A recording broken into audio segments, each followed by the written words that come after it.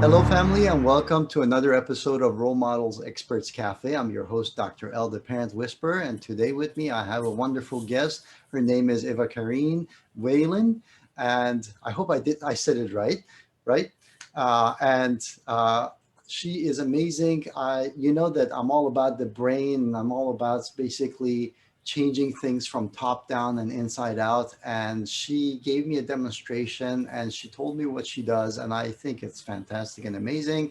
I have some explanations for what she does, but she can definitely explain things a lot better for you. So without further ado, Eva Karin, welcome to the show. I believe that you are in Sweden, right? That's right. Yeah.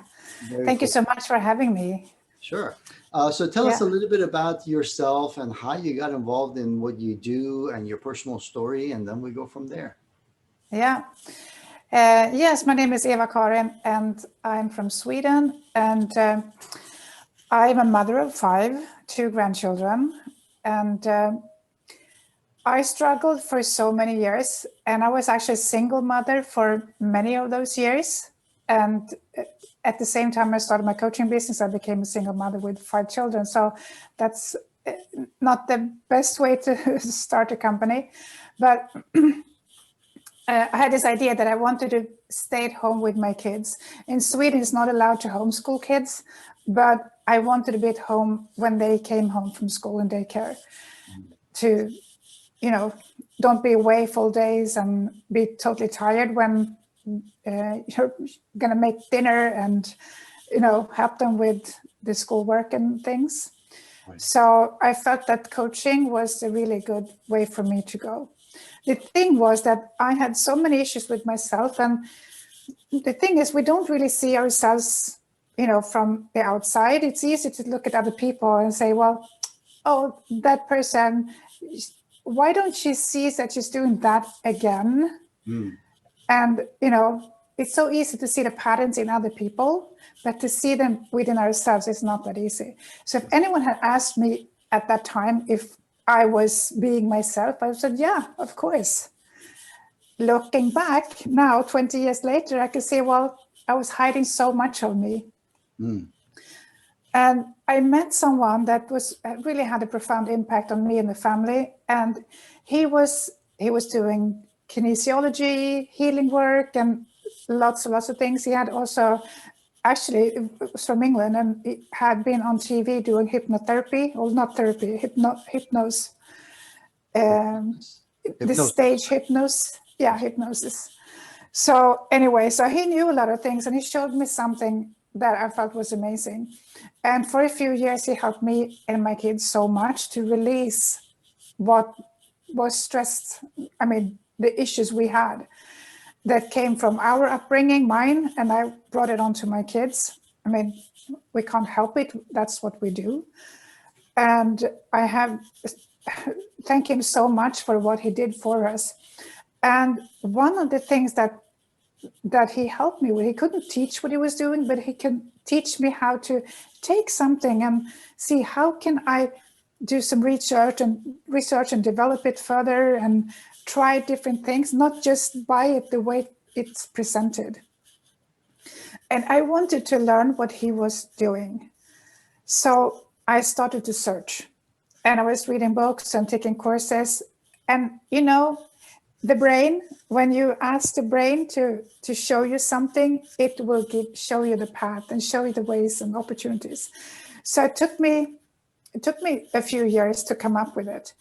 And one of the other big parts was that I learned about shadow work and the psychology of the things we're hiding for ourselves. Because when we feel bad, and we don't like to feel bad, and we suppress it. And our culture we grow up in also say that, yes, some feelings are bad, other ones are good. Be a nice boy, don't cry, and all these things. Right. And what I mean, they might be said in a positive and good way, but we never know how we interpret it as children to take it on. So if I'm sad as a child and I hear that, well, don't cry, please, calm down, I might interpret that as I am not good the way I am. It's not safe for me to express me. Mm. And then I create a truth around that. And that truth will take over and create habits from that. I see. So this can start from really early on then. So as you're growing up and people are like, oh, don't be this, don't do that. And yeah, you just think you're not accepted and you're not good enough as you are, right? exactly.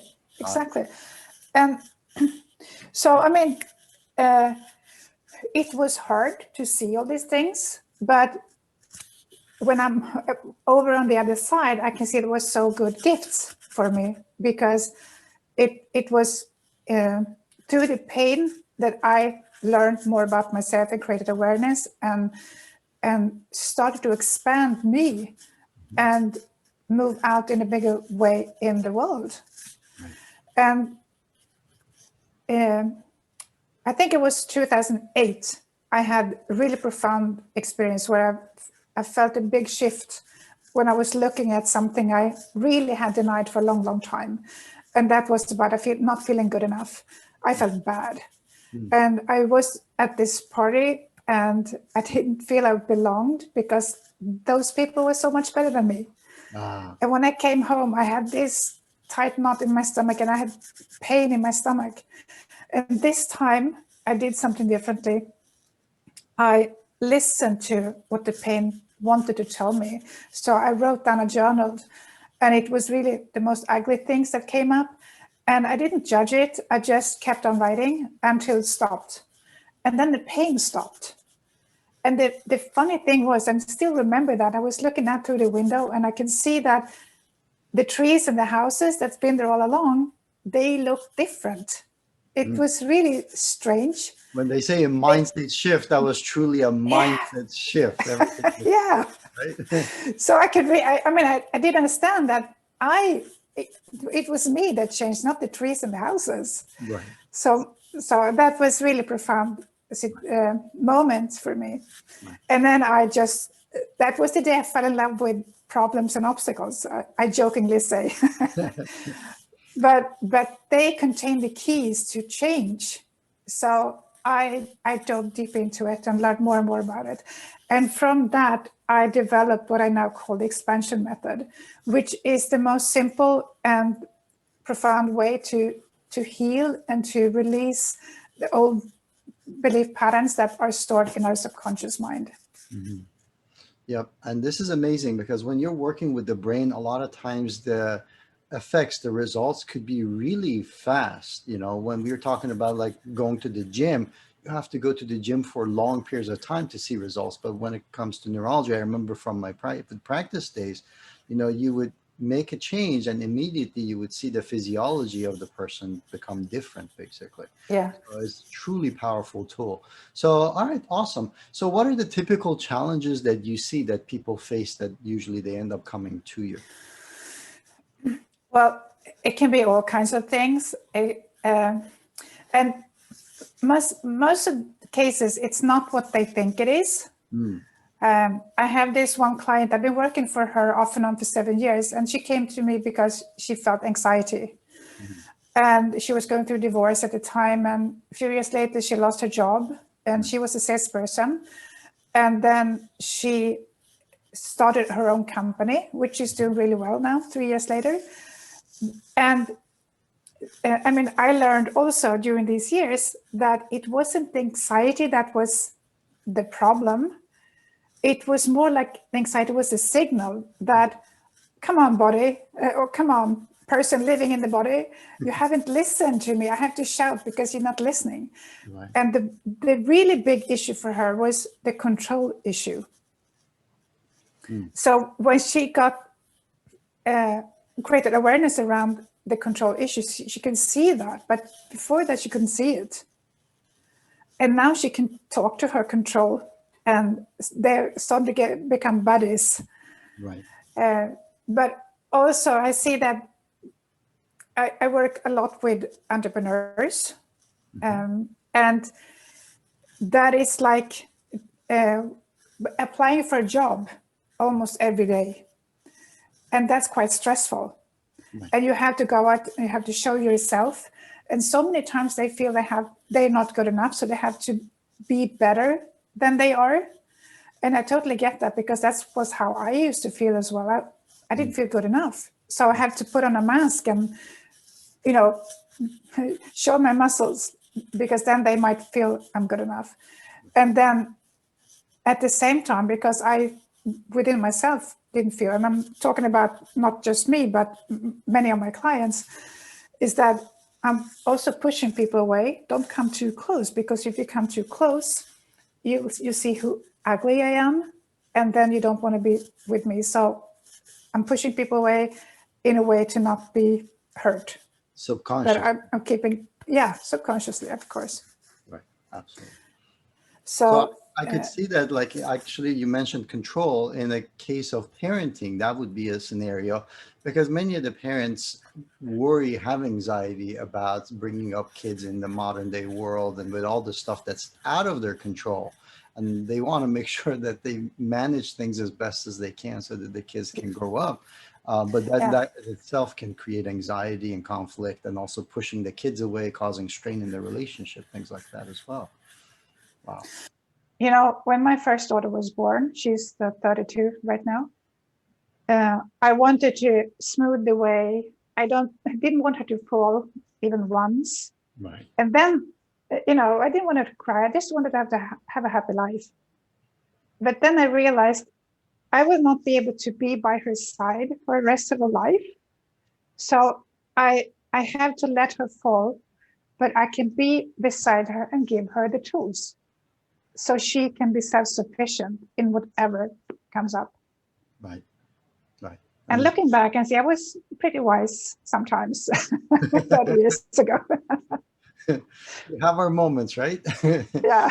Very cool. Awesome. So in overcoming these challenges, whether it's control or anxiety, or basically more or less the symptoms, the manifestations of what the actual problem is, what typically do you find is the problem? And then what are the tips and solutions that you have for our audience members? Well, what I would like to say most and foremost is that don't believe what you're thinking, because most of the times thinking is just a reaction of how you feel. But notice what you're thinking, because that gives you clues of what is going on beneath the surface. So it takes time to reflect. If you go take a walk and don't have anything in your ears, you can start to notice what is going on. And you will notice that most of the times you will think the same thing or feel the same feelings over and over again. And nothing wrong about them. Coming to me is a totally non-judgmental zone. What is just what it is. But we can create awareness from it. And then I can actually see if I remember a simple 5-step process that I can just share. But from noticing what is going on and see, this is just information from my subconscious mind to my conscious mind. It wants to tell me something. And let's pretend I'm going for a walk and I hear this. Maybe someone said that your course is not so good. I didn't get anything out of it. And even if I had 10 people raving about it, this is the one person that's going to trigger me, because I want to be loved by everyone. And so that would, yeah. So I will think of that person, will come to me and I will have an icky feeling in my body. And then if I take a step back and see what is going on here, it probably triggers some part of me that doesn't feel I'm good enough. So it's not about the person per se, it's just the person pushed a button within me that was already there. And that person actually was a gift, because he or she helped me to see something within me, create awareness. Now, when I have created awareness around it, I can make a conscious choice and to start to see myself in a different way. and it's a shortcut to the 5-step process, but I'm going to give you the most profound way to really shift, because just thinking differently and going against, a habit stored in the subconscious mind, it's not easy. Mm-hmm. Correct. But there's a trick. And that is to say thank you. Thank you to the unwanted, uncomfortable feeling. And thank you for creating awareness. So when you can connect the uncomfortable feeling together with gratefulness, thankfulness, it will sense that you have received the message, and then it can let go of you. Because that's the purpose of this, unwanted feeling, that it wants to give you a message. True. And when you can be grateful for the message, it knows, yeah, you got it. I'm not needed anymore. Right. And then it's so much easier to start to change your idea about yourself and move towards a different direction. Now, I have a question based on what you said. So if you say thank you and you accept it and it goes away, and then it comes back up again, then that means that you're not addressing something that was the symptom of, correct? It could be. It could also be that there are many layers of the same thing. The thing is, there's a reason why it's called the subconscious mind. It's because it's subconscious, it's underneath the conscious mind. So we have no idea, or not so much of, how much there is and what it is. We can see and get clues by how our environment is, in the way we live. We can get clues. Do we like it? Yeah, when we have good patterns. Things we don't like, it's a result of habits of doing things, making choices in a certain way. So that gives you clues of that you have a habit, a pattern that you have outgrown, and it's about to change. It wants to be changed. Right. Got it. And if you have had a pattern since you were a child, it most probably doesn't go away right away. But you can have sort of plateaus, so you can become free, and you feel free from it for a while, and then you move ahead, and then we are growing. I believe we're always growing. So then you're ready for the next step. You will feel it again.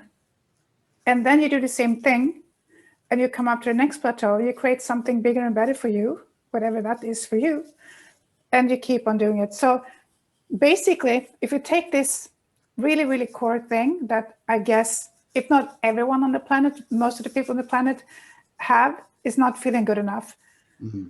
In most cases, I feel good enough, but there are also situations where I get challenged and I don't feel good enough. And it's not a nice feeling, but it helps me to create awareness so I can grow from it. Right. And you start by saying thank you. All right. So that was the first step, right? So you said there was a fourth step? But the first step is to listen in and see what is actually going on. Got it. So creating awareness of seeing that I have this thought, or I have this unwanted feeling in my body, and take a step back is step number 2, and see what is really going on here. And step 3 is to see if I remember all the steps. It's like I'm saying them in a flow, so it might not become steps, but yeah, I know. This unwanted feeling or thought, what does it make you long for? That's important. So because if you go around telling your subconscious mind what you don't want, it's going to give you more of the don't want, because it understands how you feel and gives you more of what you're feeling. That is why it doesn't understand the word don't. Right. You can't make a feeling out of that. Right. So it creates awareness of what you really want. So if I have a feeling of I'm not good enough, I want to feel good enough. And then it comes into thanking yourself for thanking that feeling that created awareness. It's time to step up to the next level of feeling I'm good enough. Mm-hmm. So when I embrace that, acknowledge and thank it, and it goes away, what is there is stillness. And in the stillness, you can be guided from your intuition so much easier. It's so difficult to be guided from your intuition when you're in stress or have emotion, negative. I don't like to call them negative, but you know what I mean. Right. Feelings. But when you are in stillness, you get those, now I know what to do. Good ideas. Right. And that is what you're going to listen to and follow. The thing, you might feel that it's the truth, but for just a short moment, and then your brain might go in and tell you, well, that's not a good idea. But remember how it felt. Mm-hmm. You felt it was the truth. That is your truth. That it's yours to follow. Right. That's powerful, because that also allows you to march to the beat of your own drum, as opposed to all the other stuff that's coming, whether it's from your brain or from other people outside and things like that. So it's important. Yeah. Very cool. Yeah. Awesome. So I can see the power of this. What kind of transformations and changes do you see in people when they participate and do stuff like this? Well, this is a process that I just teach. So I'm not facilitating that per se. What I do in the expansion method, I'm more hands-on and focus on issues people have. And that's a lot faster and process, and that goes deeper. And what I see is really amazing things. And it depends from person to person. If you're more of a thinker and you sort of need to think, it takes a longer time. You need to let go of the thinking and also be able to sense something in your body so you can notice the change. And then the more you notice the change, the more you can relax into it and trust it. But if I will speak generally about what you can expect during the expansion method, is that you are coming closer to yourself. It's like, I believe that everyone is, just happy and joyful beings. And if we look at children, normally if they're healthy, they're happy and joyful. Right. That's the normal state of being. And when something goes wrong, they express it as well. So that's also normal. Right. But then when we grow up, something happens on the way. We're told by parents, by society and everything that we're not okay. So this is actually a way to unwind. So coming back to the true you. So what you will feel is that you feel more expanded, lighter, happier, more free. And don't be surprised if you find yourself stepping up for yourself, saying things, setting boundaries that you haven't done before. And now suddenly it just come out of your mouth. You haven't even thought about it, just happens. And that is because you've changed the patterns within yourself. So you start to do things differently, and there's no effort in the changing. So tell us a little bit about the expansion method. Like, is there a time limit or a duration to it, or is this something that happens? Tell us more about it. During a session, you mean? Yes. Yeah. Most of the people, like 90% of the people I work with, they feel a shift within 5-10 minutes. And as I said, if you're more a thinking person, it's probably going to take longer. Got it. But when you see the result in the outer world, that's the really good feedback that something has shifted. So right. Yeah, you can feel better, but when things are starting to change in the outer world, and that's a delay in most cases before that happens. It's we're working with something that is intangible. I don't know so much about the brain, but I know that we are connected on levels that we cannot see with our 5 senses. Mm-hmm. So it's on that level. But in the third dimensional world, there's a lower density, so it takes longer time before it shows in most cases. Not in every case, but in most cases. Right. That's awesome. Great. Yeah. So tell us a little bit more about your programs and how people can contact you as well. Yeah. Well, I have one program that's called Money Acceleration. It's all about clearing blocks around money. And why money? Well, because everyone depends on money and because there's so many issues around money. So coming from, I don't have enough money, I'm afraid I don't gonna make enough money. It's not just about the money. The money is just on the surface. What is beneath it might be that you lack trust in yourself. So use money to go deeper inside and release issues around other topics that you probably wouldn't even think about was related to money. Interesting. Yeah, it's really cool. I think actually money and sex are two areas. If we work with them, we don't have to bother with the other stuff. They're connected to so many traumas, so many, things, ideas we have, limitations we have about it. So, but I keep with money for now. So, and then I also teach the expansion method. So it's actually for everyone who wants to learn how to release patterns. If you're at all interested in personal development, it might be interesting for you to learn.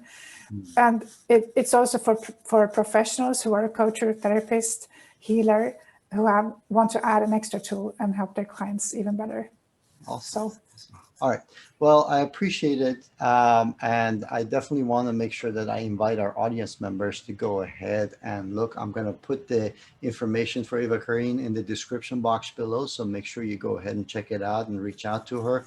And it's a powerful tool. I just as a testimonial, the little session that we did together, I realized like 2 weeks later, I'm like, I haven't had that thought in me ever since. And that was like a realization. Like I actually let it go.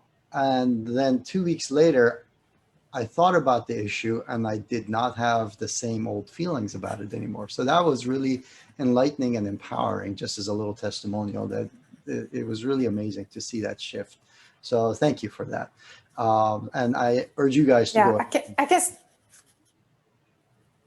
I just want to say something more about that, because what oftentimes happens is that when we go to something, an issue, and it might tie back to an old memory or something, suddenly they don't even remember what it was about.